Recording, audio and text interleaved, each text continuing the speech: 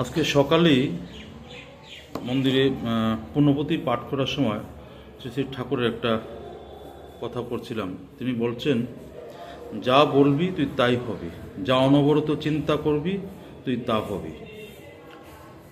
এই যে কথাটা খুব ছোট্ট একটা লাইন, কিন্তু অত্যন্ত গুরুত্বপূর্ণ এবং আমাদের সারা জীবনের মূল চালিকা শক্তির এটাই। আমি যা ভাবি, নিজেকে আমি যা বিশ্বাস করি আমি তাই হই। প্রত্যেকটা মানুষ আজকে যে যে স্তরে আছে, সে ওই জীবন জানতে হোক অজান্তে হোক কামনা করে সেই জীবনটা এনেছে।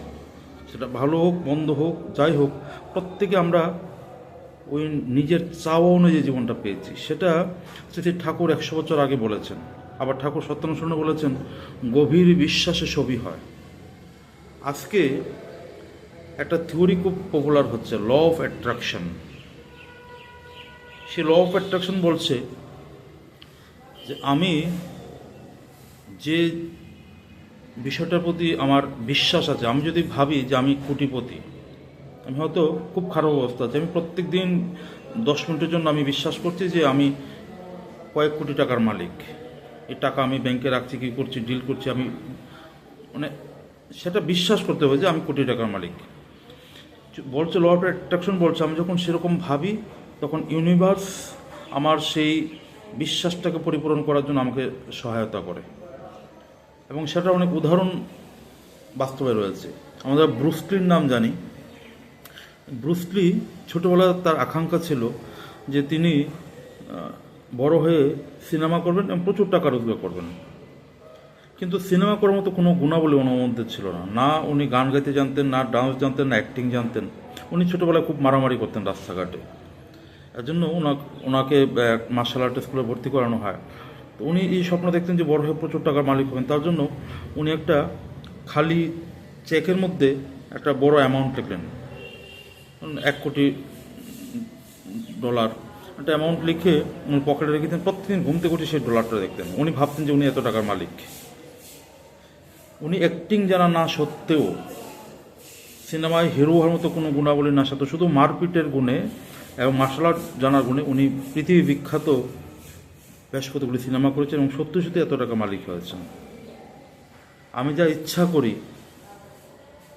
সেটাই আমার জীবনে বাস্তবায়িত হয়। এবার শ্রী শ্রী ঠাকুরকে একজন বলল যে, ঠাকুর, আমার তো ইচ্ছা হয় যে আমি প্রচুর টাকা মালিক হব, অনেক বড় লোক হব, কিন্তু বাস্তবে তো হচ্ছে না। তখন শ্রী শ্রী ঠাকুর বললেন, তুমি যেটা ভাবছো সেটা হলো মনের খেয়াল, সেটা ইচ্ছা নয়। ইচ্ছা হলো সেটাই যে মনের ভাবটা তোমাকে তদনুরূপ কর্মে নিয়োজিত করে। আর তুমি কর্মে নিয়োজিত হচ্ছ না, শুধু বিছানায় শুয়ে শুয়ে কল্পনা করছো যে তুমি কোটিপতি হবে, তুমি এই করবে সেই করবে। সেটা হলো মনের খেয়াল। মনের খেয়াল দিয়ে জীবন কখনো পরিবর্তন হয় না, ইচ্ছা দিয়ে পরিবর্তন হয়। যিনি বিজ্ঞানীরা চাঁদে গিয়েছেন, তো আজকের থেকে 200 বছর আগে চাঁদে কেউ যাওয়ার কল্পনা করেনি। যিনি প্রথম চাঁদে যাওয়ার পরিকল্পনা করছেন, তার মনে ইচ্ছা হয়েছে আমি চাঁদে যাব। সেটা তখন অসম্ভব ছিল, কিন্তু তিনি ইচ্ছা হওয়ার সাথে সাথে সেই চাঁদে কীভাবে যাওয়া যায় তার জন্য একটা কর্মী নিয়োজিত হয়েছেন, সেটা বাস্তবায়িত করেছেন। তেমনি প্রত্যেকটা মানুষ আমরা যা ইচ্ছা করি তাই হই। আমি নিজেকে যে জায়গায় নিয়ে যেতে চাই আমি সেই জায়গাতেই পৌঁছি। আমি যা চাই তাই হয়, আমার চাওয়ার বাইরে কিছু হয় না। এখন কথা হলো, আমি চাইবো কি? আমি যদি চাই যে আমি কোটিপতি হব, সত্যি সত্যি আমি কোটিপতি হতে পারি। ল অফ অ্যাট্রাকশন সেটাই বলছে। আর একটা বই আছে, কোয়ান্টাম অ্যান্ড কনসিয়াসনেস, সেটা একই কথা বলছে। সেটা বলছে যে আমরা যা চিন্তা করি সেটা একটা ফ্রিকোয়েন্সি। আমি চিন্তা একটা এনার্জি, প্রত্যেকটা মানুষ একটা এনার্জি, প্রত্যেকটা বস্তু একটা এনার্জি, প্রত্যেকের মধ্যে এনার্জি রয়েছে। সেই এনার্জি থেকে ফ্রিকোয়েন্সি নির্গত হচ্ছে। বলছে এই যে আমি চিন্তা করছি, সেই চিন্তাটা একটা ফ্রিকোয়েন্সি। আমি যা চিন্তা করি সেই চিন্তা ফ্রিকোয়েন্সি অনুযায়ী ইউনিভার্স তার সিগন্যাল পাঠায়। আমি যদি প্রত্যেকদিন ঘুম থেকে উঠে 10 মিনিট বিশ্বাস করি যে আমি পৃথিবীর সবচেয়ে সুখী মানুষ, সবচেয়ে সফল মানুষ, এবং বিশ্বাস করি, হয়তো চরম দুরবস্থার মধ্যে আছে, হয়তো চরম অভাবের মধ্যে আছে, কিন্তু আমি বিশ্বাস করি আমি প্রচুর সম্পদশালী, আমি প্রচুর সুখী। সেই ল অফ অ্যাট্রাকশন এবং কনসাসনেস অ্যান্ড কোয়ান্টাম থিওরি সেটা বলছে যে তখন ইউনিভার্সের যত ফ্রিকোয়েন্সি আমার ওই ফ্রিকোয়েন্সির সাথে মিলে আমাকে ওই দিকে পুশ করতে থাকে। হয়তো দেখা গেলো আমার জীবনে একটা সুযোগ আসলো, অনাকাঙ্ক্ষিত সুযোগ, যে আমি প্রচুর টাকা মালিক হয়ে গেলাম। সেটা বাস্তবে সম্ভব, ওরা বলছে। এখন আমি চাইবো কি?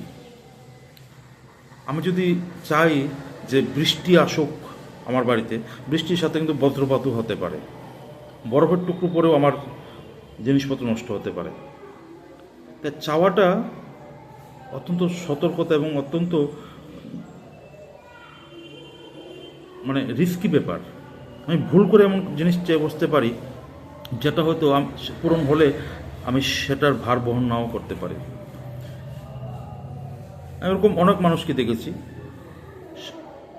আমার পরিচিত অনেকে আছেন প্রচুর টাকার মালিক, প্রচুর টাকা, এবং সারা জীবন উনি টাকার পেছনে দৌড়িয়েছেন, শুধু টাকা টাকা টাকা, এবং সৎভাবে হোক যেভাবে হোক প্রচুর টাকা কামিয়েছেন, টাকা হয়েছে, যেটা চেয়েছেন সেটা হচ্ছে। কিন্তু এরকম বহু পরিবারকে চিনি যে টাকার এত অঢেল টাকা হয়েছে, সে অঢেল টাকার ভার উনি সামলাতে পারছেন না। ছেলে ড্রাগে আসক্ত, রাস্তায় পড়ে থাকছে, পরিবার একটা বিশৃঙ্খলা, ওনার জীবন চলনা একটা অসুস্থ জীবন চালনা হয়ে গেছে, কিন্তু টাকা আছে কিন্তু পরিবারটা নষ্ট হয়ে গেছে।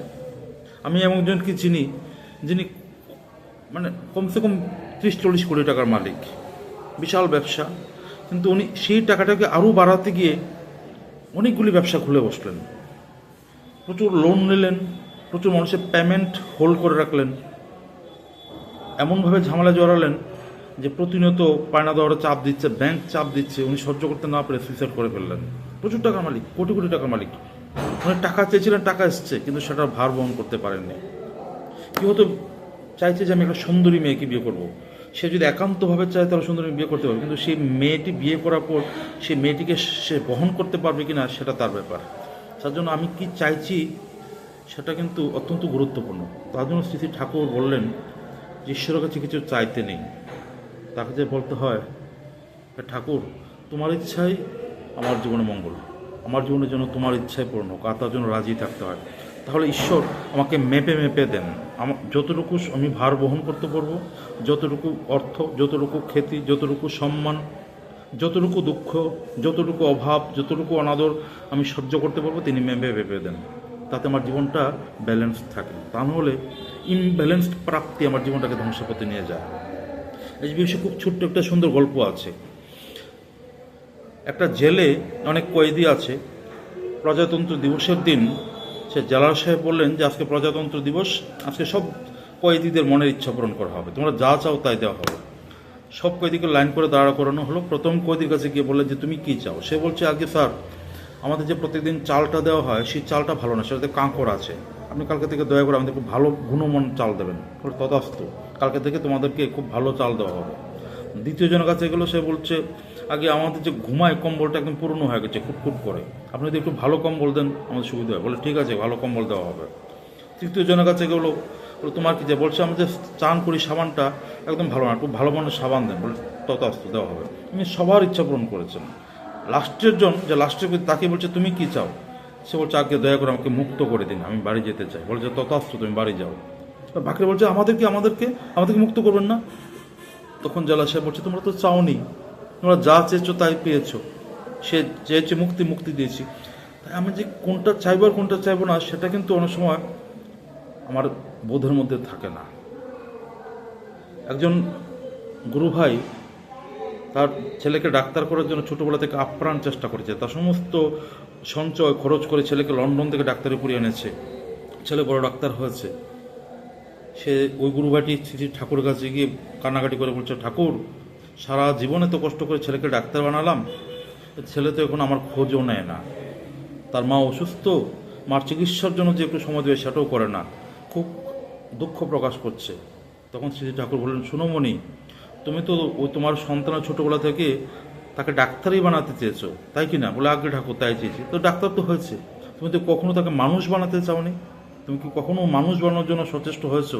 যেটা চাওনি সেটার জন্য দুঃখ করে কী লাভ? তো ওই যে বললাম বৃষ্টি চাইলে তার সাথে বন্যাও হতে পারে, তখন আবার বললো হ্যাঁ ঠাকুর বন্যাটা কমে দাও।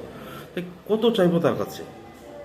তাই সবচেয়ে ভালো বুদ্ধি হলো আমার ভালো মন্দের ভার সে পরম ঈশ্বরের কাছে সঁপে দেওয়া, গুরুরূপী ঈশ্বরের কাছে সঁপে দেওয়া, যে ঠাকুর তোমার ইচ্ছা আমার জীবনে পূরণ হোক, এবং তার জন্য রাজি থাকা। জীবনের প্রত্যেকটা সিচুয়েশন যদি আমরা একটু বিশ্লেষণ করে দেখা যায় তার পিছনে একটা মঙ্গল ইচ্ছা থাকে। আমি আমার জীবনে একটা ছোট্ট ঘটনা বলছি। কোভিডের সময় আমার বাবা সাইকেল নিয়ে যাচ্ছিলেন, রাস্তায় একটা অটো তাকে বাড়ি দিয়ে রাস্তা ফেলে দেয়। তখন কোভিড চলছিল বলে কেউ আমার বাবাকে স্পর্শ করছে না, তিনি রাস্তাখানে পড়ে আছেন, ওনার একটা হাতের হাড় ভেঙে গেছে, কেউ স্পর্শ করছেন না। আধা ঘন্টা পর আমার কাছে একটা ফোন আসলো যে তোমার বাবা অ্যাক্সিডেন্ট করে রাস্তায় পড়ে আছে। আমি গাড়ি নিয়ে গেলাম, বাবাকে নিয়ে আসলাম। বা যেহেতু আঘাত পেয়েছেন, আমি সম্পূর্ণ শরীর স্ক্যান করলাম, দেখলো হাতের একটা হাড় ভেঙে গেছে, সেটা ঠিক হয়ে যাবে। কিন্তু সবচেয়ে বড় যে সমস্যাটা, ওনার ডান কিডনিতে একটা বিশাল বড় পাথর, যেটা আগে কখনো ডিটেকশন হয়নি, ওনার কোনো সমস্যা হয়নি, ব্যথা হয়নি, পেঁচেও কোনো সমস্যা নেই, একটা বড় পাথর হয়ে আছে কিডনিতে। তো আমার ছোটো ভাই ইউরোলজিস্ট, সে বলছে দাদা পাথরটা তো বড় হয়ে গেছে, আর কিছু মাস থাকলে সে সম্পূর্ণ কিডনিটা নষ্ট হয়ে যেত। সে ইমিডিয়েটলি সার্জারি করে পাথরটা বের করা হলো, আমার বাবা এখন সুস্থ আছে।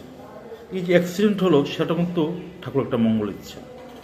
যদি অ্যাক্সিডেন্ট না হতো তাহলে কিডনিটা রক্ষা হতো না। এরকম জীবনে বহু ঘটনা আমি সারা রাত্র বলতে পারি, যেটা আপাত দৃষ্টিতে মনে হচ্ছে যে আমার জীবনে খারাপ হয়েছে, কিন্তু তার পিছনে ঈশ্বর একটা মঙ্গল ইচ্ছা ছিল। এইভাবে যদি তার ইচ্ছার উপর নিজেকে সঁপে দিয়ে তার ইচ্ছাটাকে গ্রহণ করতে পারি স্বাচ্ছন্দ্যে, তার মধ্যে জীবনটা অনেক আনন্দের হয়। আমরা চাইবো কি, প্রত্যেকদিন ঘুম থেকে উঠে কী চাইবো, ঠাকুর সেটা নির্দিষ্ট করে দিয়েছেন। হ্যাঁ, এই ল অফ অ্যাট্রাকশন বলছে, আমি যদি প্রত্যেকদিন ঘুম থেকে উঠে 10 মিনিট বিশ্বাস করি যে আমি কয়েক কোটি টাকার মালিক, তাহলে আমি কয়েক কোটি টাকার মালিক হতে পারবো। সেটাই বলছে, বিজ্ঞান বলছে। কিন্তু এই কোটি টাকার মালিক হয়ে আমি সেটাকে সামাল দিতে পারবো না, আমি তো জানি না। তা ঠাকুর যেটা শিখিয়ে দিয়েছেন, তা আমরা সেটাই প্রত্যেকদিন বলি, আমি অক্রোধী, আমি অমানি। হয়তো আমার মধ্যে ক্রোধ আছে, আমার স্বভাবে প্রচণ্ড রাগ, কিন্তু তবু আমি বলি আমি অক্রোধী। আমি সেই মুহূর্তে আমি বিশ্বাস করি আমি অক্রোধী, আমি অমানি, আমি নিরলস, কাম, লোভজিৎ বসি, আমি তোমারই সন্তান, প্রেম পুষ্ট। এই যে পজিটিভ শব্দগুলি প্রত্যেক দিন উচ্চারণ করছি, আমি নিজেকে সেই ভাবছি। এই বলতে বলতে ভাবতে ভাবতে ওই স্মৃতি ঠাকুর যে পুণ্যবতী বললেন, তুমি যা বলবে সে অনুযায়ী তোমার জীবন হবে, তুমি যা অনুভূত চিন্তা করবে তুমি তাই হবে।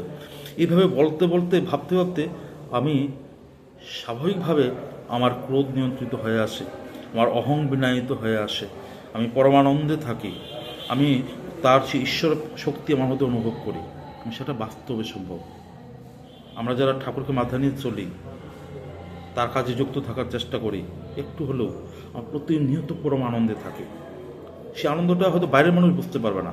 একটা ক্ষুধার্ত মানুষ যখন ভাত খায়, তার একটা তৃপ্তি অনুভব হয়, সেই তৃপ্তিটা অন্য কেউ বুঝতে পারে না, সে বুঝতে পারে। তেমনি ঠাকুরকে ধরে যে আমরা একটা পরম আনন্দে আছি, সেই আনন্দটা অন্য কেউ বুঝবে না, সেটা আমরা বুঝি।